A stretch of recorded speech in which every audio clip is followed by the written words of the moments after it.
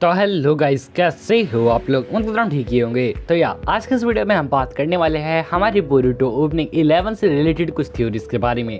And ये video इस video का पार्ट 2 होने वाला है, तो इसलिए अगर अभी तक आपने हमारी बोरुटो ओपनिंग 11 जो कि अभी लेटेस्ट ओपनिंग आई है उसका एनालिसिस नहीं देखा है तो उसे चेकआउट कर सकते हैं। इस वीडियो के अंदर हमने हिडन डिटेल बताई है बोरुटो ओपनिंग 11 की, तो आई बटन पे जाके आप देख सकते हैं। तो बिना टाइम बर्बाद किए आप इस वीडियो को लाइक कर दीजिए एंड मैं भी अब इस वीडियो को स्टार्ट कर देता हूँ। तो देखो, सबसे पहले हम बात करते हैं हमारी बोरुटो के डार्क फेट के बारे में, जो कि हमें बोरुटो ओपनिंग 11 के अंदर दिखाया गया था। और हमें बोरुटो ओपनिंग 11 के अंदर ये भी दिखाया गया था कि कैसे हमारा मोमोशिकी बोरुटो के कंट्रोल में आएगा, या फिर कहे तो कैसे वो टीम अप काइंड ऑफ सा करेंगे।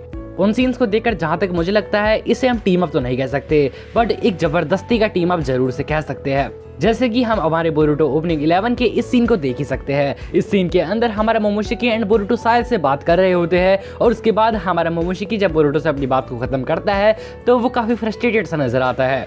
एंड ऐसा किसी इंसान या फिर किसी के साथ भी कब होता है, हम सभी को ये बात अच्छे से पता है। जब हम किसी ऐसी चीज के ऊपर एग्री करते थे जिसके ऊपर हम एग्री नहीं करना चाहते थे, तो शायद मोमोशिकी के साथ भी ये सेम सीन है। और उसके बाद हम देखते हैं हमारे बोरुशिकी को, जो कि ठीक वैसे ही मूवमेंट्स करता है जैसे हमारा मोमोशिकी सेंपाई करता है पिछले सीन में।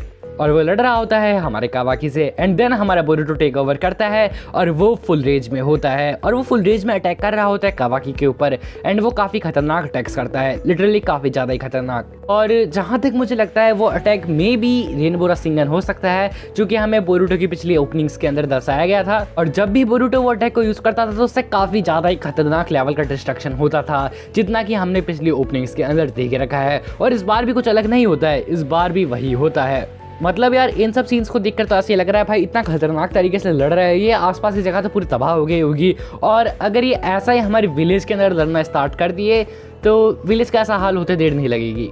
लेकिन यार, मुझे नहीं लगता कि ये लोग विलेज में सच में ऐसा करने वाले हैं, पर इसके बारे में थोड़ा सा आगे बात करते हैं। देखो, हमें ओपनिंग के अंदर ही बात साफ साफ बता दिया गया था कि जो हमारा बोरुटो है वो काफी सारी चीजों से गो थ्रू करने वाला है, और ये बात उसे पहले ही पता लग जाती है। बट वो सोचता है कि वो सब चीज़ हैंडल कर सकता है, लेकिन जब वो इन सब चीज़ों से गो थ्रू करता है तो भाई बंदे की फट के हाथ में आ जाती है और वो रोना स्टार्ट कर देता है।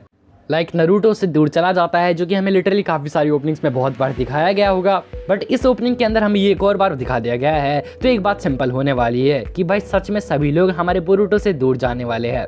ऐसा ज़रूरी नहीं है कि वो लोग मरेंगे ही, शायद वो लोग हमारे बोरुटो से अपने कनेक्शंस को तोड़ दे और हमारे बोरुटो को अबंडन कर दे। बट हमारा सासुके उचिया, जिसे शायद मजबूरी में ऐसा करना पड़ेगा, वो हमारे बोरुटो को कहेगा कि तुम्हें मरना नहीं है, भले ही कुछ भी हो जाए। क्योंकि भले ही सासुके कितना बड़ा बेवकूफ़ बंदा क्यों ना हो, भले ही कितना बड़ा लूजर क्यों ना हो, भले ही इसे रेनेगान सही से यूज़ करना ना आती हो, बट फिर भी इन दी एंड हमारा सासुके एक काफ़ी गीगा चैट बंदा है और काफ़ी इंटेलिजेंट बंदा भी है। हमने सीरीज में ऐसा होते काफ़ी बार देखा है कि इसने इसकी इंटेलिजेंस की हेल्प से इससे भी स्ट्रांग वाले बंदे को आराम से हरा दिया। जैसे कि देदेरा वाला सीन तो हम सभी को याद ही होगा। खैर, जो भी हो, अभी वीडियो पे फोकस करते हैं। तो हमारा सासुके उचिया बोरुटो का ऐसा सिर्फ इसलिए कहेगा क्योंकि हमारे सासुके उचिया को ये बात पता है यार कि अगर बोरुटो मर गया, यानी कि बोरुटो जैसा स्ट्रांग बंदा मर गया, तो ओत्सुत्सुकी से डील करना काफ़ी मुश्किल हो जाएगी। क्योंकि भले ही मान लो कावाकी मर गया या फिर बोरुटो मर भी गया और ये दोनों ओत्सुत्सुकी अर्थ से क्लियर हो गए, तो भी ओत्सुत्सुकी अर्थ पर आते रहेंगे, बिकॉज उन्हें तो चाकरा फ्रूट से मतलब है ना, भले वो अपने पार्टनर को सैक्रिफाइस करे या फिर किसी और बंदे को।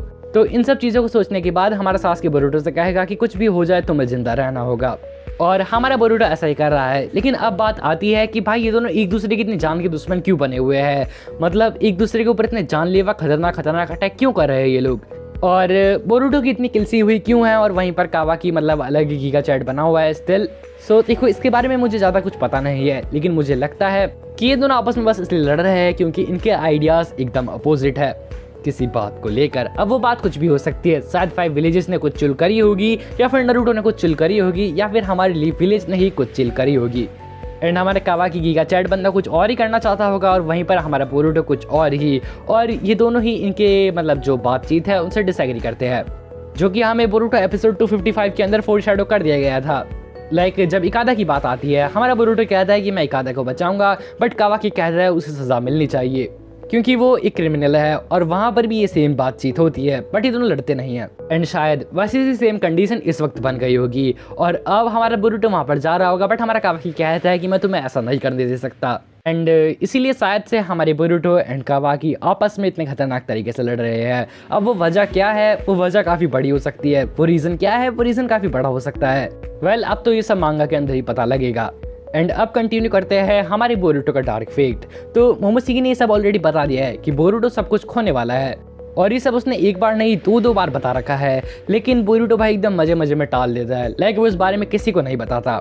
इस पॉइंट पर या तो दो चीज़ें ही हो सकती है, या तो हमारा बोरुटो इस बात को कुछ ज़्यादा ही सीरियस ले रहा है, या फिर हमारा बोरुटो इस बात को सीरियसली ही नहीं ले रहा, और शायद इसी का भुगतान उसे फ्यूचर में करना पड़ जाए। 5 का ये समिट वापस से हो कि ये भी हमें बोरुटो ओपनिंग 11 के अंदर दिखा दिया गया है। शायद से इन सभी के वाईफाई की तार किसी ने काट दी होगी, जिस वजह से ये लोग अब ऑनलाइन नहीं कर पा रहे। खैर जो भी हो, और कावाकी का जो कैरेक्टर है लाइक ये हमेशा हमें डार्कनेस से निकल कर एक लाइट के अंदर लाता हुआ दिखाया गया है। ऐसा मुझे इसलिए लगता है क्योंकि भाई कावाकी का कैरेक्टर एक लाइट वे के अंदर डेवलप हो रहा है। क्योंकि अगर अभी तक आप कावाकी के जितने भी एक्ट्स देखोगे वो सारे एकदम सही है यार, इस बंदे ने कुछ भी गलत नहीं किया है, उल्टा इसने अच्छे काम ही किए हैं।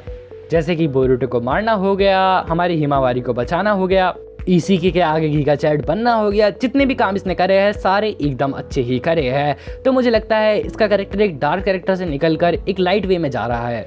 बट जब ये सीन्स हमारे आगे आते हैं तो इस बात पर डाउट साउंड लगता है। खैर ये सब तो हमें फ्यूचर में ही पता लगेगा। तो आपको क्या लगता है हीरो कौन है, हमारा बोरुटो या फिर कावाकी? और एक बात मैं आप सभी को बता दूं, मेन कैरेक्टर सीरीज का होने से कुछ भी नहीं होता, क्योंकि हम सभी को पता है हमारा एरन येगर भी एक मेन कैरेक्टर था उसकी सीरीज अटैक ऑन टाइटन का। But in the and series खत्म होते होते उसे प्रोटैगनिस्ट से एक एंटैगनिस्ट का नाम दे दिया गया था, और ये बात ऑफिशियल थी, मैं खुद नहीं बना रहा। तो बोरुटो के साथ अगर ये सेम सीन होगा तो कोई चौंकने की बात नहीं होगी। तो आपको क्या लगता है प्रोटैगनिस्ट कौन है, बोरुटो या फिर कावाकी? कमेंट करके जरूर से बताना।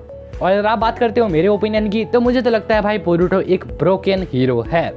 देखो इस बात पर सभी के अपने ओपिनियंस हो सकते हैं, मैं किसी के भी ओपिनियन को हिट नहीं करूंगा, बट मैंने अपना ओपिनियन बताया और आप मुझे कमेंट करके आपका ओपिनियन बताना। सो या दैट्स ऑल फॉर टुडे, मिलते हैं किसी और वीडियो में, तब तक के लिए आप गेट एपिसोड्स को चेकआउट कर सकते हो एंड री0 को। सो या सायोनारा शिता।